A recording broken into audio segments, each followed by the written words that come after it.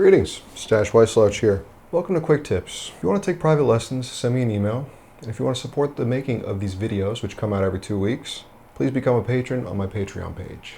These videos would not exist without the support of my Patreon community, so thank you to all who already support it. Today I want to talk about the Augmented Triad. An Augmented Triad is built by stacking two major thirds. You take your root or defining note, say a D, you go up a major third to an F sharp. Then you go up a major third from there, and you get an A sharp. It's a very unstable chord. It wants to resolve. So it ends up being a great sound that you can impose on a 5 chord. For example, you're in the key of G, and then a D shows up.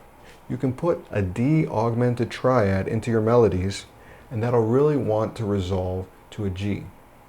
So in this video, I want to talk about the basic properties of this augmented triad and how it resolves. And then maybe try to throw it into a Bill Monroe tune at the end, just to give it some musical application.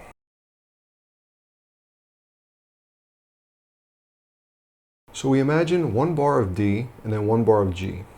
On the second half of the bar of D, we're going to have 4 eighth notes. And then on beat 1 of the bar of G, we want to land on a note that is consonant with a G.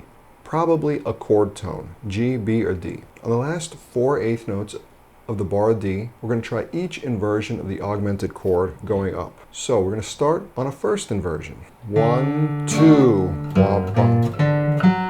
So we're on an F sharp note, and the next note, I want to voice lead to the closest note that's part of a G.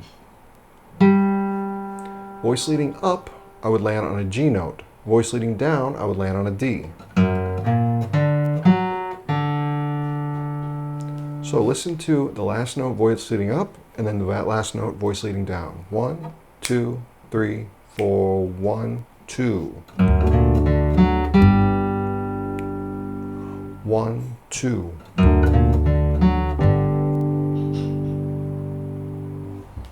So we can say abstractly that that F sharp really wants to resolve, more than anything, up to that G.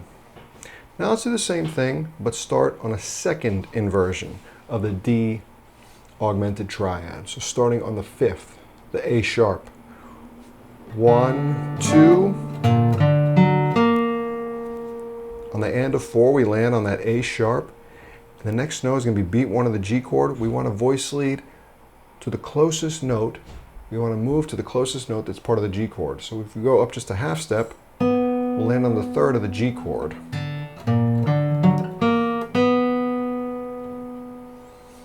If we were to voice lead that down, we'd land on a G of the G chord. Listen to the second inversion augmented triad, resolving to the G, voice leading up, and then voice leading down. 1, 2, 3, 4.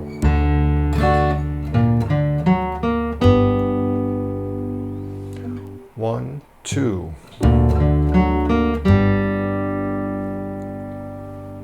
Okay, so we could say pretty confidently in an abstract way, the 5th of the augmented chord, in this case an A sharp on a D augmented, really wants to resolve up to the 3rd of the 1 chord or down to the 1. Lastly, let's try the root inversion. So we're going to go up D, F sharp, A sharp, land on a D. Now a D is part of the G chord, so we could just hang out there. 1, 2. But that's lacking some of the motion that I like. So check this out. Here's one example. We could resolve to the 6th of the G chord. 1, 2. Oh, it gives it kind of a swingy jazz quality, but I think it works and it sounds consonant and I like it. So I'd say that's a good option. So we could either stay on the D, go to voice lead up to the E, or we could voice lead down to a B of the G chord. So now we see the properties of how an augmented triad as a 5 chord could resolve to the 1. Let's put it into action. On My Way Back to the Old Home by Bill Monroe. On my way back to the old home, that road winds on up the hill, but there's no light that shines long ago where I live.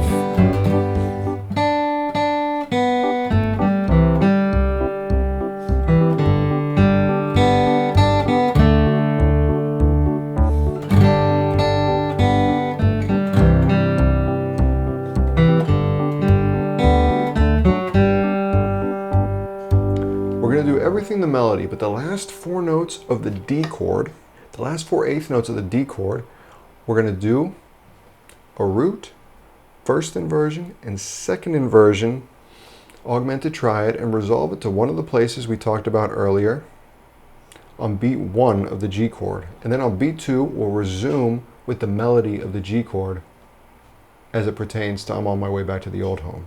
3, 4.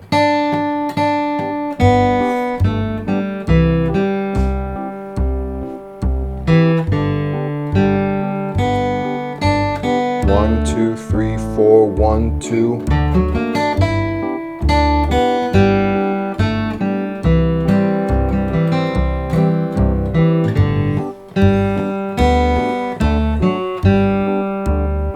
Let's try it off the first inversion. 1, 2, 3, 4.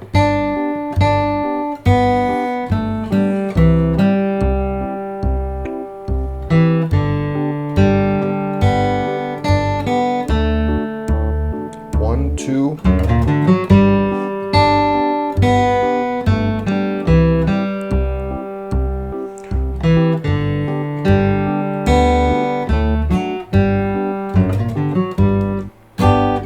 Let's try it out the second inversion. 1, 2, 3, 4.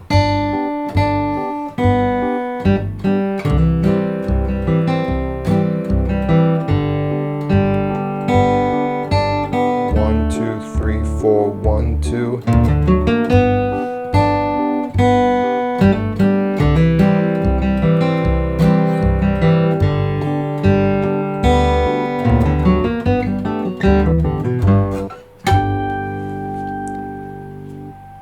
Just by sneaking that augmented triad for 2 beats of the whole form, it adds a nice little sauce.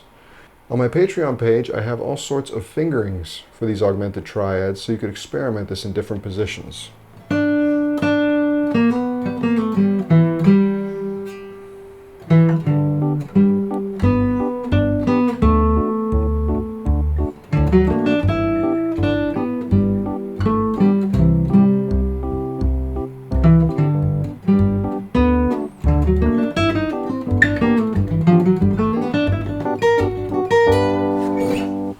Become a patron on my Patreon page, subscribe to the YouTube channel, put your question down in the comments section, and stay tuned for next week's quick tip where you're going to see some cool use of the augmented triad in action.